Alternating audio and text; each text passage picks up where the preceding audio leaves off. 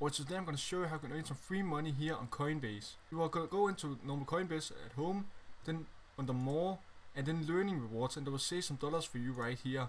But you can just click on this and then you will see all your learning rewards there where I can earn money, and that's $3 right now, free, and 4. So that's $16 in total.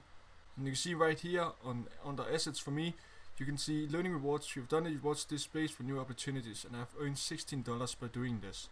And this is just some tests that you want to do. I can record it when I did some of the tests the other day, and you can just guess, and you can also read about it if you want to learn something about it. But it doesn't matter if you answer incorrectly, because you will just have another try at it, and it takes like no time at all. So this is a good way how to earn some free cash on Coinbase. But yeah, thank you for watching. Well, as well, when you have earned the cash, you will go into assets, and then you will have to refresh the page, and then all your new coins will be there, and then you can just hit on the coin or press the coin.